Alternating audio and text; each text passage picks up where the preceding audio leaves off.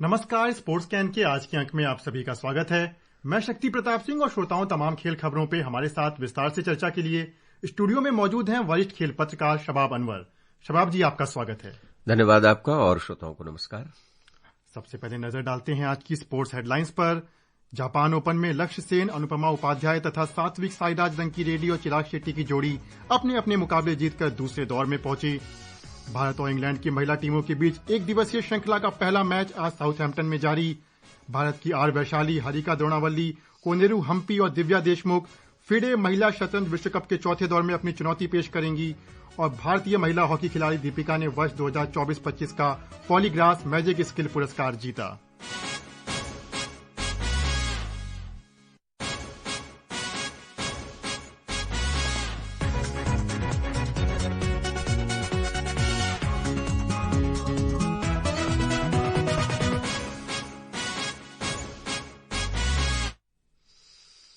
Japan open में लक्ष्य सेन, अनुपमा उपाध्याय तथा सात्विक साईराज रंकीरेड्डी और चिराग शेट्टी की जोड़ी आज अपने अपने मुकाबले जीतकर दूसरे दौर में पहुंच गए हैं। एक नजर भारतीय दल के आज के प्रदर्शन पर।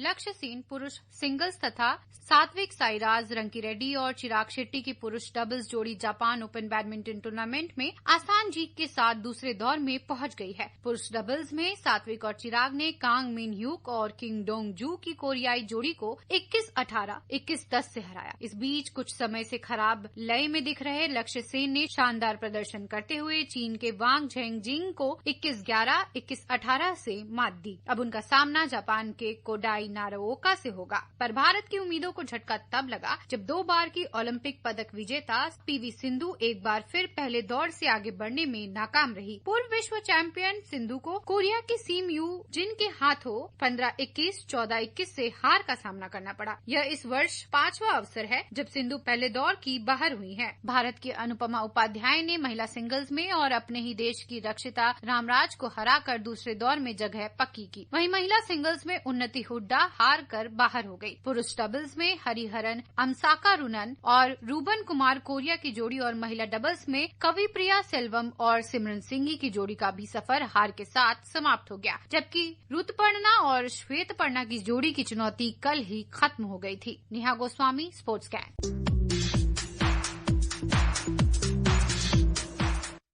सात्विक और चिराग की जोड़ी लगातार इस साल 3 सेमीफाइनल मुकाबले खेल चुकी है। इसके पहले भी क्वार्टर फाइनल खेला। एक ठीक लय में दिख रही है। हालांकि दोनों खिलाड़ी इस साल स्वास्थ्य की समस्याओं से और इंजरी से जूझते रहे। उनका प्रदर्शन और साथ में पीवी सिंधु का प्रदर्शन कितना हद तक जस्टिफाई लगता है? देखिए, सबसे पहले तो पीवी सिंधु की बात कर ले, चूंकि ये रिपोर्ट में भी बताया गया कि इस साल में ये 5वां फर्स्ट राउंड एग्जिट है। तो ये पीवी सिंधु जैसी खिलाड़ी के लिए जरा भी शोभा नहीं देता। और मुझे ऐसा लगता है कि वो प्रार्थना करती होंगी कि जल्दी से जल्दी वर्ष 2025 निकल जाए और इस वर्ष को कभी भूलना नहीं चाहेंगी। चूंकि मुझे अभी तक याद नहीं आता है कि जब से उन्होंने अंतर्राष्ट्रीय करियर शुरू किया है तो मतलब जुलाई का महीना आते आते 5 अर्ली एग्जिट यानी कि फर्स्ट राउंड में ये पीवी सिंधु जो 2 बार की ओलंपिक विजेता है। लेकिन जाहिर सी बात है, अपना काम जो उन्हें अंतर्राष्ट्रीय स्तर पर भारत के लिए ओलंपिक मेडल जीतना, वो सारा काम वो कर चुकी हैं। और इसमें जाहिर सी बात है कि जैसे जैसे एज आगे बढ़ती है वैसे वैसे परेशानी खिलाड़ियों के साथ होती रहती है। लेकिन पीवी सिंधु अभी भी इस फॉर्म में है कि काफी कुछ आगे खेल सकती हैं भारत के लिए। लेकिन ये टूर्नामेंट निश्चित रूप से उनके लिए निराशाजनक रहा, क्योंकि हमने देखा कि पहले गेम में शुरू में उन्होंने कुछ अच्छा प्रदर्शन जरूर किया, लेकिन उसके बाद कुछ ऐसे फॉल्ट्स उनसे हुए जो आमतौर पर वो करती नहीं है। फिर उसके बाद 11-11 की बराबरी भी की, आपने दूसरे गेम में देखा होगा। वहां पर भी ऐसा लग रहा था कि शायद वापसी करेंगी, लेकिन प्रतिद्वंदी खिलाड़ी ने उनको टिकने नहीं दिया। बहुत सारे फॉल्ट हुए उनसे जो आमतौर पर उनसे होते नहीं हैं। लेकिन एक जो खुशी की बात यह है, मुझे लक्ष्य सेन की चर्चा काफी हो रही है। आपको याद होगा शक्ति के इधर हाल में उनका प्रदर्शन भी अच्छा नहीं रहा था। वो अपने परफॉर्मेंस को लेकर के काफी परेशान भी थे, जूझ रहे थे, कुछ समस्याएं भी थी जो कि फिटनेस से संबंधित। लेकिन जिस तरह का खेल अभी तक उन्होंने दिखाया है इस टूर्नामेंट में, तो काफी ऐसा लगता है कि वो जो पीछे की निराशा थी वो आशा में तब्दील हो गई है। और भले ही पीवी सिंधु इस समय टूर्नामेंट में नहीं है, लेकिन भारत अभी भी अपना जलवा बिखेर रहा है इस टूर्नामेंट में अभी तक, आज तक की अगर हम बात करें तो। जी बिल्कुल, हमें उम्मीद है कि कल जब दूसरे दौर में ये खिलाड़ी उतरेंगे तो भारत के लिए कुछ और उम्मीदें और आगे का सफर तय करेंगे। भारत और इंग्लैंड की महिला क्रिकेट टीमों के बीच 3 मैचों की एक दिवसीय श्रृंखला का पहला मैच आज साउथहैम्पटन में जारी है। टॉस जीतकर पहले बल्लेबाजी करने उतरी मेजबान इंग्लैंड ने ताजा समाचार मिलने तक 48वें ओवर में 5 विकेट पर 230 रन बना लिए हैं। भारत के लिए कांति गौड़ ने 2 और स्नेहा राणा ने 2 विकेट लिए, जबकि श्री चरनी ने 1 विकेट लिया। यह श्रृंखला कई मायनों में भारतीय टीम के लिए बेहद अहम होने जा रही है। मेजबान इंग्लैंड को उसी की धरती पर 5 T20 की श्रृंखला में 3-2 से पटकनी देने के बाद भारतीय महिला टीम का हौसला 7वें आसमान पर है। इसके पहले भारतीय महिला टीम ने श्रीलंका में खेली गई त्रिकोणीय एक दिवसीय सीरीज में भी विजेता का खिताब अपने नाम किया था। सितंबर में भारत में होने वाले एक दिवसीय विश्व कप से पहले भारत के पास अपनी टीम संयोजन रणनीतियों को आजमाने के लिए यह एक बहुत बड़ा मंच है। इंग्लैंड महिला टीम के खिलाफ T20 सीरीज में उपकप्तान स्मृति मंधाना का बल्ले से बेहतरीन प्रदर्शन देखने को मिला था। वहीं कप्तान हरमनप्रीत कौर बड़ी पारी खेलने में तो कामयाब नहीं हो सकी थी, लेकिन उसके बावजूद उनका फॉर्म अच्छा था। अब ऐसे में वनडे सीरीज में इन दोनों ही प्लेयर्स का प्रदर्शन टीम इंडिया के लिए काफी अहम रहने वाला है। इसके अलावा ओपनिंग बल्लेबाज प्रतिका रावल जो पहली बार इंग्लैंड में खेलती हुई दिखेंगी। गेंदबाजी में बात की जाए तो स्पिन गेंदबाजों श्री चरणी और राधा यादव ने अपनी गेंदबाजी से सबको प्रभावित किया है। आने वाले मैचों में उन पर भी लोगों की नजर होगी। इस मुकाबले के बाद श्रृंखला का दूसरा मैच शनिवार को लॉर्ड्स में तथा तीसरा और अंतिम मैच 22 जुलाई को चेस्टर ले स्ट्रीट में खेला जाएगा। करिश्मा राय, स्पोर्ट्स कैप।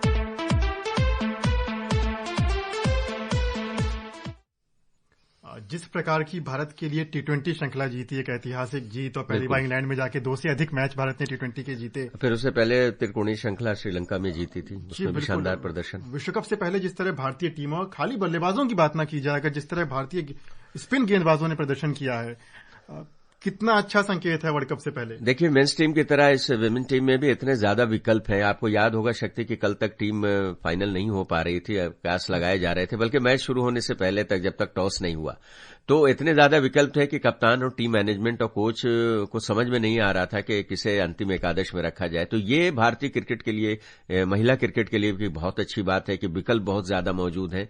और देखिए, जो टीम जो एकादश मैदान पर उतरी, उसने बहुत बड़ा स्कोर खड़ा करने नहीं दिया। निश्चित रूप से गेंदबाजों ने, खास करके गौड़ की अगर बात करें तो 2 अर्धशतक जरूर लगे इंग्लैंड की पारी में, लेकिन उसके बावजूद विशाल स्कोर खड़ा करने से भारत ने रोका है। तो आपने बिल्कुल सही कहा कि विश्व कप का वर्ष है, भारत इसका मेजबान है, सितंबर में ये टूर्नामेंट होने वाला है, रिपोर्ट में भी बताया गया। तो दोनों ही टीमें इसकी तैयारी कर रही हैं, लेकिन होम एडवांटेज निश्चित रूप से अगर वहां पर इंग्लैंड को मिलता हुआ नजर आ सकता है तो भारत इसका बदला अपने होम एडवांटेज में, इनकी जो ओडीआई का जो वर्ल्ड कप होगा उसमें ले सकता है। लेकिन जिस तरह की टीमें आगे बढ़ रही है, जिस तरह से खास करके महिला टीम, और देखिए ये तब होता है जब आप बराबरी देते हैं, न्याय करते हैं। आज से कुछ वर्ष पहले तक आपको याद होगा कि जो महिला टीमों को समानांतर न मैच फीस मिलती थी, न उतना ज्यादा एक्सपोजर होता था, न अवे टूर्स होते थे। लेकिन बीसीसीआई ने एक बहुत ही अच्छा निर्णय लेते हुए सबसे पहले तो मैच फीस बराबर की, उसके बाद एक्सपोजर भी बढ़ाया, और जिस तरह से भारत की जो मेंस टीम जूनियर और सीनियर वर्ग में बाहर जाती हैं विदेशों में, उस प्रकार से दौरा कराया। तो एक्सपोजर और फिर आर्थिक स्थिति अगर मजबूत हो जाए आपकी, तो इससे काफी मनोबल आगे बढ़ता है। और देखिए उसके बाद से कितना जबरदस्त सुधार आया है भारतीय महिला क्रिकेट टीम में। जी बिल्कुल, जिस तरह के अवसर मिले हैं, और टीम भी हम पहले देखते थे, आज से 8-10 साल पहले की टीम, अंजुम चोपड़ा या फिर कुछ एक खिलाड़ी जो टीम को आगे की तरफ लेके जाते थे। मैं तो डायना एडल्जी के समय से महिला क्रिकेट देख रहा हूं, और मुझे अच्छी तरह याद है, चाहे शांता रंगास्वामी, डायना एडल्जी ने जिस तरह से शुरुआत की, वेस्ट इंडीज से टेस्ट मैच जीता, इंग्लैंड से टेस्ट मैच जीता, तो बीच में एक थोड़ा सा गैप आया अंजुम चोपड़ा के बाद भी, आप कह सकते हैं। और कारण वही था कि निराशा थी कि भाई मेंस क्रिकेट को इतना, क्रिकेटरों को इतना एक्सपोजर मिलता है, उनकी फीस भी ज्यादा है, हमें उतना ज्यादा एक्सपोजर भी नहीं मिलता, फीस भी नहीं है। लेकिन बीसीसीआई ने इस चीज को समझा, और जैसे ही उन्हें न्याय मिला, अच्छा एक्सपोजर मिला, आर्थिक स्थिति उनकी मजबूत हुई, क्रिकेट ज्यादा खेलने लगी, तो फिर देखिए उनका प्रदर्शन जबरदस्त हो गया। जी, उधर आईसीसी की 4 दिवसीय वार्षिक आम बैठक कल से सिंगापुर में शुरू होगी। इस दौरान बहुचर्चित 2 स्तरीय टेस्ट प्रणाली, T20 विश्व कप का विस्तार और नए सदस्यों को स्वीकृति देने जैसे विषयों पर गहन चर्चा की जाएगी। अब बहुत कम समय में हम समझना चाहेंगे, बहुत ही अहम चर्चा होने जा रही है इसमें, 2 स्तरीय टेस्ट प्रणाली। देखिए, ये 2016 में भी प्रपोजल आया था, लेकिन उस समय जो छोटी टीमें हैं, जैसे बांग्लादेश है, वेस्ट इंडीज है, इस टाइप की टीमें, या फिर अब जोड़ लीजिए जो और भी टेस्ट खेलने वाली टीमें, उन्होंने मना किया था कि बड़ी टीमों को ज्यादा खेलने का मौका मिलेगा। लेकिन अंततः होने यही जा रहा है कि 2 लेयर की टीमें बनेंगी अगले वर्ल्ड चैंपियनशिप की जो चयन होगा उसको अभी जो चल रहा है उसके बाद। तो उसमें जो बड़ी टीमें हैं वो ज्यादा मैच खेलेंगी, छोटी टीमों को कम मौका मिलेगा। दूसरी चीज जो ये है कि T20 वर्ल्ड कप में टीमें बढ़ाने पर विचार किया जा रहा है। टीमें काफी ज्यादा बढ़ेंगी और फिर एक ऐसी जो भी टीम जिस पर प्रतिबंध लगा हुआ है उससे फिर हो सकता है उसकी वापसी अंतर्राष्ट्रीय क्रिकेट में हो जाए। जी बिल्कुल, ये क्रिकेट की, खासकर T20 क्रिकेट की बढ़ती है लोकप्रियता को दुनिया में प्रदर्शित करता है। शतरंज में भारत की आर वैशाली और कोनेरू हम्पी का मुकाबला इस समय जारी है। प्री क्वार्टर फाइनल में फिडे महिला विश्व कप के चौथे दौर में, और अब से कुछ देर में दिव्या देशमुख और हरिका द्रोणावल्ली के मुकाबले भी शुरू हो जाएंगे। इन चारों खिलाड़ियों की उम्मीद यहां पे शानदार प्रदर्शन करके क्वार्टर फाइनल में अपनी जगह पक्की करने पर होगी। थोड़ी सी चर्चा इस पे भी करना चाहेंगे कि भारत की ये 4 खिलाड़ियों की जो पूरी एक मजबूत टीम है, काफी अच्छी लय में दिख रही है। देखिए शक्ति, 3 संस्करण जो हुए हैं उसमें अभी तक इस तरह का प्रदर्शन शुरुआत में रहा नहीं था। तो शतरंज की बिसात पर जिस तरह की शुरुआत भारतीय खिलाड़ियों ने की है, हम तो उम्मीद करते हैं कि सिलसिला आगे भी जारी रहेगा। अभी मैचेस चल ही रहे हैं जैसा कि आपने बताया, तो बहुत ही अच्छा एक नए प्रारूप में ये फिडे विमेंस शतरंज प्रतियोगिता जो कि वर्ल्ड चैंपियनशिप है वो खेली जा रही है। और इसमें निश्चित रूप से 4 खिलाड़ियों ने अगर एक साथ आगे बढ़ी है तो ये बहुत बड़ी बात है भारत के लिए। जी, भारत तो शतरंज का बादशाह वैसे ही बन चुका है, शहंशाह है भारत। जी बिल्कुल, जिस तरह की युवा प्रतिभाएं भारत से निकल के सामने आ रही हैं, इस आयोजन से 2026 फिडे महिला कैंडिडेट टूर्नामेंट के लिए 3 क्वालिफिकेशन स्थान भारत को मिल जाएंगे यदि भारत के खिलाड़ी आगे जाके अच्छा प्रदर्शन करते हैं। वहीं आज से लास वेगस में शुरू होने जा रहे फ्री स्टाइल शतरंज में आर प्रज्ञानानंदा भारतीय दल की अगुवाई करेंगे। हालांकि डी गुकेश इस टूर्नामेंट में भाग नहीं ले रहे हैं। प्रज्ञानानंदा को 16 खिलाड़ियों की फ्री स्टाइल शतरंज टूर्नामेंट में मैग्नस कार्लसन के साथ एक ही ग्रुप में रखा गया है, जबकि अर्जुन एरिगेसी और विदित गुजराती दूसरे पूल में होंगे। भारतीय महिला हॉकी टीम की फॉरवर्ड खिलाड़ी दीपिका ने FIH हॉकी प्रो लीग में विश्व की शीर्ष टीम नीदरलैंड पर शानदार फील्ड गोल के लिए वर्ष 2024-25 का पॉलीग्रास मैजिक स्किल पुरस्कार जीत लिया है। दीपिका ने फरवरी में प्रो लीग के भुवनेश्वर चरण के दौरान नीदरलैंड्स के साथ मैच के 35वें मिनट में बाईं छोर से लगातार ड्रिप कर विपक्षी टीम के डिफेंस को भेजते हुए कुशलता से एक मुश्किल एंगल बनाते हुए शानदार गोल किया था, जिसकी बदौलत भारत ने पहले 2-2 से बराबरी की और उसके बाद भारत शूटआउट में ये मैच जीत गया था। पुरुष वर्ग में ये मुकाबला और ये जो अवार्ड है ये बेल्जियम के विक्टर वेगनेस को दिया गया है। भारतीय महिला हॉकी टीम लगातार थोड़ा सा संघर्ष करती हुई नजर आ रही है। एक संघर्ष थोड़ा सा था पेनल्टी कॉर्नर को कन्वर्जन में, लेकिन मुझे ऐसा लगता है कि जो उस पर बहुत हद तक काबू पा लिया गया और इस पर जरूरत भी है। लेकिन जिस तरह का पुरस्कार के ये शुरुआत पिछले कुछ वर्षों में हुई है, हॉकी इंडिया खुद देता है, फिर एक जो दूसरी संस्था है वो भी देती है, तो इससे निश्चित रूप से खिलाड़ियों का हौसला काफी बढ़ता है। जी बिल्कुल, इस प्रकार के जो पुरस्कार हैं या जो आयोजन है, जिस तरह वो पूरा क्रिकेट में एक IPL रेवोल्यूशन देखा जाता था, रोमांच लाने के लिए और खिलाड़ियों के अंदर गुस्सा जगाने के लिए। खास ध्यान देना इसलिए भी चाहिए कि हमारा राष्ट्रीय खेल है और अभी तक नई पीढ़ी पता नहीं जानती है कि नहीं, अभी भी हॉकी में सबसे ज्यादा ओलंपिक में स्वर्ण पदक विजेता भारत ही है। तो आप अंदाजा लगा सकते हैं 80 के दशक के बाद जब एक सुनियोजित तरीके से मसनूई ये जो घास को हटा करके एस्ट्रोटर्फ लाया गया, उसमें थोड़ी सी सिर्फ भारत नहीं बल्कि एशिया की जो 2 दिग्गज टीमें उस समय थी, भारत और पाकिस्तान, जो कि जबरदस्त हॉकी खेलती थी, तो वहां पर थोड़ी परेशानी हुई। लेकिन उसके बाद से धीरे धीरे भारत ने, आपने देखा कि भारतीय हॉकी टीम ने फिर से, और न सिर्फ पुरुष टीम बल्कि महिला टीम दोनों ने अपना दबदबा फिर से बना लिया। जी बिल्कुल, हॉकी को आज के दिन याद करना बनता भी है क्योंकि आज धनराज पिल्ले दिग्गज खिलाड़ी का जन्मदिन है। और श्रोताओं, इसी के साथ आपसे विदा लेने का समय हो गया है। धन्यवाद अनवर जी।